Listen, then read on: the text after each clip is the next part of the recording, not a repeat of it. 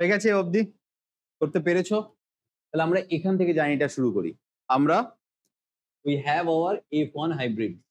এই F1 হাইব্রিডদের থেকে এই স্টেপ অবধি তো আমাদের হয়ে গেছে। এই পরের স্টেপটা সেকেন্ড কেস থেকে আমি করা শুরু করি, আর তোমাদের অলরেডি সেটা করা হয়ে গেছে। এবার এখানে আমি যে তোমাদের একটা শর্ত দিলাম সেটা হলো F1 হাইব্রিডের হাইব্রিডটা নেব মেল।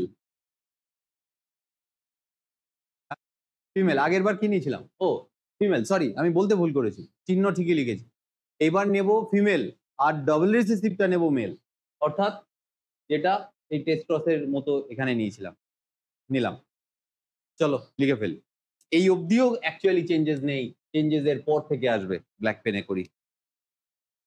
F1 হাইব্রিড ফিমেল, অর্থাৎ এর জিনোটাইপটা লেখো capital B small V small B capital V. এটা হলো F1 হাইব্রিড। আর এর সাথে আমি ক্রস করাবো ডাবল রিসেসিভ, দুটোই রিসেসিভ, এর সাথে আমি জেনেটিক ক্রস করাবো। এবার জিনিসটা চেঞ্জ হবে। কি হবে দেখো, এর ক্ষেত্রে যেরকম ডাইরেক্ট আমি এরকম দাগ কেটে করে দিয়েছিলাম, এই ক্ষেত্রে করতে পারবো না, কারণ এর ক্ষেত্রে ফিমেল ড্রসোফিলার ভেতরে ক্রসিং ওভার হয়। ভারী মজাদার একটা জিনিস, মেলদের ভেতরে কখনোই ক্রসিং ওভার হয় না, যার জন্য পার্টিকুলার ক্রসটা ড্রসোফিলা মাছি নিয়ে করলে আমরা সাকসেস পাবো। মানুষের ক্ষেত্রে কিন্তু এই রুলটা ঠিক নয়। আমাদের ক্ষেত্রে এরকম ভাবা ঠিক নয় যে ছেলেদের শরীরে ক্রসিং ওভার বা রিকম্বিনেশন হয় না, মেয়েদের হয়। কিন্তু এই পার্টিকুলার কথাটা ড্রসোফিলা মাছির ক্ষেত্রে সত্যি। ওদের মিওসিসের সময় ছেলেদের মধ্যে কোনো ক্রসিং ওভার হয় না, but all female Drosophila exhibit crossing over during their process of formation of gamete. That means during meiosis. At which particular stage or subphase crossing over exactly takes place? During Pachytene phase of the meiosis 1. মনে আছে? ল্যাজা, পেইডিডা, leptotene, zygotene, pachytene, diplotene, diakinesis. এই জায়গাটাতে যেহেতু crossing over হয়, তাহলে crossing ওভারের ইভেন্টটাকে আগে বোঝাতে হবে।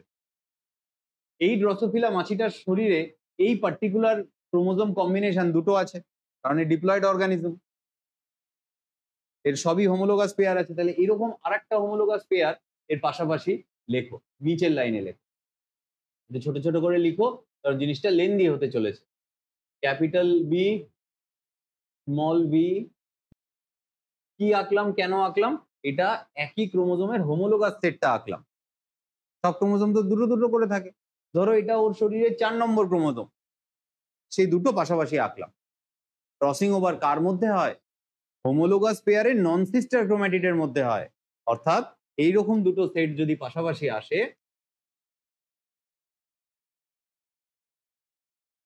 ক্রসিং ওভারটা বোঝানোর জন্য এরকম করলাম। এবার লেফট হ্যান্ড সাইডটাকে আমি আনঅল্টার্ড রেখেছি, স্ট্রেট এঁকেছি। তো লেফট হ্যান্ড সাইডে যে যে অ্যালিল গুলো ছিল বসিয়ে দাও। ক্যাপিটাল বি ছিল, স্মল ভি ছিল। এটারও রাইট সাইডটা আনঅল্টার্ড আছে, তো রাইট সাইডটা বসিয়ে দাও। হলো। এবার যেটাকে ক্রিস ক্রস করেছি তার তো জিনের প্লেসমেন্ট চেঞ্জ হয়েছে। সেক্ষেত্রে স্মল বিটা এপাশেই ছিল, কিন্তু ক্যাপিটাল বিটা এপাশে চলে গেছে, কারণ ওরই একটা অংশ পাশেরটার সাথে লেগে গেছে। আর এই দিকটায় ক্যাপিটাল বি ছিল, আছে, কিন্তু তার নিচেরটা যেটা স্মল ভি ছিল সেটা আবার এই সাইডে চলে গেছে। দেখেই বুঝতে পারছি যে এখান থেকে এই সাইডে শিফট করে গেছে। এটাকেই বলা হয় কায়াজমা ফরমেশন। এই কায়াজমা ফরমেশনটাই কিন্তু মূলত প্যাকাইটিনে হয়। তারপরের থেকেই কায়াজমাটা ব্রেকডাউন হওয়া শুরু করে, ছাড়তে থাকে।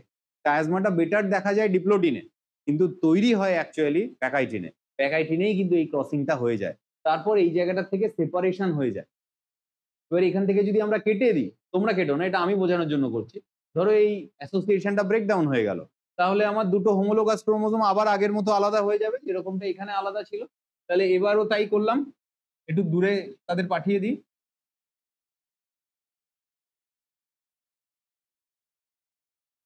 এইটার সাথে এইটার কি কিছু চেঞ্জেস এসছে কোনো ক্রোমোজোম, কোনো অ্যালিল বা কোনো অ্যালিলের কম্বিনেশনে?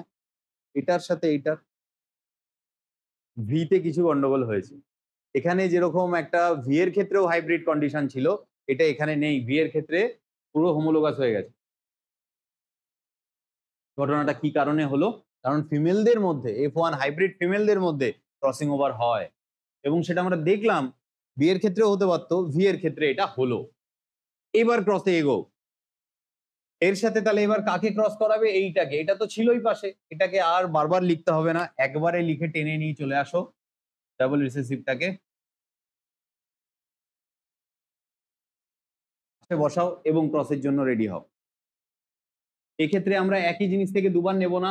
এই ব্যক্তিটা যদি গ্যামেট তৈরি করে তাহলে এর একটা গ্যামেটে এই একটা ক্রোম্যাটিড থাকবে, তাহলে এই ক্রোম্যাটিডটাকে নিয়েই আমরা সবগুলোর সাথে ক্রস করাবো, ক্রসে দেখাবো। কিভাবে দেখো, এটার সাথে একটা দাগ কাটলাম, এনে আনলাম এর সাথে, এক। এই ক্রোম্যাটিডটার সাথে দাগ কাটলাম, এনে টাচ করালাম এটার সাথে, দুই। এটার সাথেও তাই, তিন। অ্যান্ড লাস্ট ওয়ান, এটার সাথেও তাই করলাম, এবং সবগুলোই আমরা একটা ক্রোম্যাটিডকে নিলাম, এই সাইডটাকে আর নিলাম না। কেন নিলাম না? একই জিনিস তৈরি করবে, এখানে ভ্যারিয়েশন আসবে না। এটাকে যদি ক্রসের মধ্যে ইনভলভ করাতে তাহলে এরকম দাগ 8টা দিতে হতো। চাইলে বাড়িতে করতে পারো, এটা যেহেতু একই ধরনের গ্যামেট তৈরি করবে, একটাকে নিয়ে করলেই তুমি জিনিস দেখতে পাবে। চলো করি।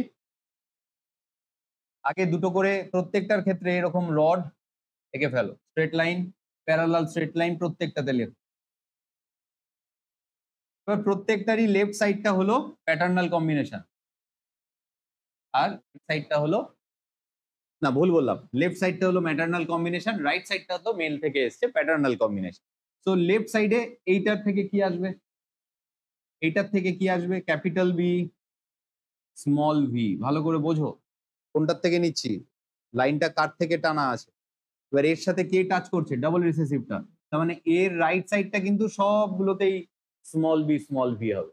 তুমি চাইলে সবগুলোর রাইট সাইড লিখে ফেলো, একবারে লিখে ফেলো তো, কারণ রাইট সাইড তো সবকটা বাবার থেকে এসছে, আমরা এখানে ধরেছি তাই সবগুলো করে ফেললাম।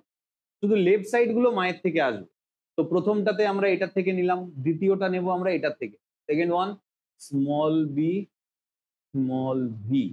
এটা আসবে এবার পরেরটাতে, ক্যাপিটাল বি ক্যাপিটাল ভি, লিখে ফেলি, ক্যাপিটাল বি ক্যাপিটাল ভি।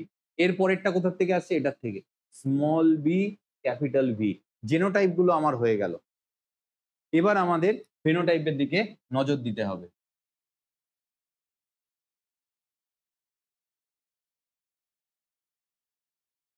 প্রত্যেকটার ফেনোটাইপ আমাকে তোমরা বলবে। এবার প্রথমটা, ফার্স্ট ওয়ান, এটার কি ফিচার হবে? Grey vestigial. তো চলো জি অ্যান্ড ভি লিখলাম আমি, তোমরা পুরো কথা ছোট করে লেখো। গ্রে ভেস্টিজিয়াল হলো why it seems to appear like gray because it has the dominant B allele responsible for gray. Okay, এইটা this one black vestigial, very good, B and V। Vestigial wing, এদের ডানা খুব ছোট, উড়তে পারে না। এবার এটা grey normal, last one black normal, black normal. এবার এদের ঠাকুরদা ঠাকুমার কাছে যাও, দিস ওয়ান, এদের ঠাকুরদা ঠাকুমা তো ওটাই। এদের মধ্যে বলো তো কোন ক্যারেক্টারিস্টিক্সটা, ফেনোটাইপিক ক্যারেক্টারিস্টিক্সটা নতুন এসছে দ্বিতীয় জেনারেশন F2 তে? এটা F2, আমার কোথাও লেখা এটা উচিত ছিল, এটা F2, তোমরা লেফট হ্যান্ড সাইডে লিখো, হ্যাঁ জায়গা থাকলে। ব্ল্যাক ভেস্টিজিয়াল, এটা নতুন এসছে, I should use green pen, yes এইটা, তাই না? ব্ল্যাক ভেস্টিজিয়ালটা কারোর মধ্যে ঠাকুরদা ঠাকুমা বাবা মার মধ্যে ছিল না, আর এইটাও ছিল না। কি কারণে এলো? দ্য কারণ ইজ রিকম্বিনেশন। এখানে দেখা গেল কারণ ফিমেলরা করে, এখানে দেখা গেল না কেন? ফিমেলদের মধ্যে ক্রসিং ওভার হয় না, সরি মেলদের মধ্যে। এখানে যে ফেনোমেননটা আমরা অবজার্ভ করলাম সেটাকে বলা হয় complete linkage. why it terms so, why it is say like complete linkage? Because this particular individual never exhibit crossing over. এবার এর ক্ষেত্রে ভ্যারিয়েশনটা আনার চান্স ছিল, কারণ এটা তো ডাবল রিসেসিভ, এ আবার ক্রসিং ওভার করেই বা কি করবে? এর মধ্যে যদি ক্রসিং ওভার হতো, হয়ও হয়তো নতুন ভ্যারিয়েশন আসবে না, কারণ ডাবল রিসেসিভ এই পার্টিকুলার অ্যালিলটার জন্য। অন্য কোনো অ্যালিলকে কনসিডারে আনবে না। যখন এক্সপেরিমেন্ট করা হয় কোনো একটা দুটো ক্যারেক্টারের উপরেই নজরটা রাখা হয়, তার শরীরের 10,000 রকমের আলাদা আলাদা ক্যারেক্টারকে দেখতে নেই। এই পার্টিকুলার অ্যালিলিক সেটের জন্য সে যেহেতু হোমোজাইগাস রিসেসিভ, তার এর মধ্যে ক্রসিং ওভার হলেও ধরা পড়বে না, কিছু ক্যারেক্টারের ডিফারেন্স আসবে না।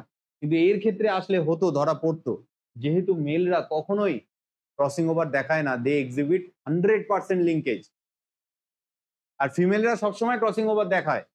তার মানে তাদের মধ্যে রিকম্বিনেশনের একটা চান্স থাকবে। রিকম্বিনেশন হওয়া মানেই যে সবসময় প্যারেন্টাল কম্বিনেশন উধাও হয়ে যাবে তা নয়, সবসময় যে এটা তৈরি হবে তাও নয়। এটা ডিপেন্ড করে সেই জিন দুটো কতটা দূরে অবস্থিত তার উপরেও। এটা কিভাবে বোঝা যায় জানো? দেখো আমি বুঝিয়ে দিই। In F2 generation we have 1000 individuals. So how many young Drosophila we have? We have 1000 individuals, out of which almost 800 individuals. 800. How many? 800 individuals exhibit old paternal characteristics. These are not any new combination. And out of this 1000 individual, 200 individual exhibit these two type of new combinations. So now tell me the recombination frequency. 20%. 1000 এর মধ্যে 2000, percentage কত হলো? কত percentage আমার নতুন recombination তৈরি হলো? 20%। তাহলে 80% হয়নি কিন্তু। তাহলে এই 80% কি? লিঙ্কেজ। কোনো একটা জিন, ধরো দুটো জিন, যে দুটো জিন নিয়ে আমরা এখানে স্টাডি করেছি, ইমাজিন করো সেই দুটো জিন একই ক্রোমোজোমের উপর অবস্থিত, one is capital B, another is capital V. এই দুটো জিন নিয়ে আমরা আলোচনা করেছি। এই দুটো জিন লিঙ্কেজ দেখিয়েছে, তারা ম্যাক্সিমাম ক্ষেত্রেই তাদের পুরনো কম্বিনেশনকে ধরে রাখার টেন্ডেন্সি দেখিয়েছে, এবং আমরা যে 1000 ইন্ডিভিজুয়াল পেয়েছি তার মধ্যে ম্যাক্সিমাম আমরা ওল্ড কম্বিনেশনে পেয়েছি। তার মানে কিন্তু স্ট্রং লিঙ্কেজ দেখিয়েছে, তাও নতুন ক্যারেক্টার এসছে কত না 20%। তাহলে লিঙ্কেজেরও চান্স আছে। তাহলে লিঙ্কেজ বা ক্রসিং ওভারের চান্স কত না 20%। তার মানে এই জিনগুলো ক্লোজলি লোকেটেড, কিন্তু একদম গায়ে গায়ে না। প্রচন্ড গায়ে গায়ে হলে কিন্তু কখনোই এই ধরনের নতুন কম্বিনেশনই আসতো না। তো খেয়াল করবে রিকম্বিনেশনের পার্সেন্টেজ যত বাড়ে তার মানে জিনগুলোর মধ্যে ডিস্টেন্স বেশি।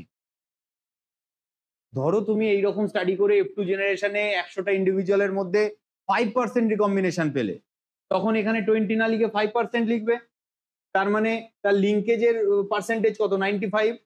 ক্রসিং ওভার বা লিঙ্কে রিকম্বিনেশন, এই দুটো কিন্তু লিঙ্কেজের অপোজিট সেন্স, তাই না?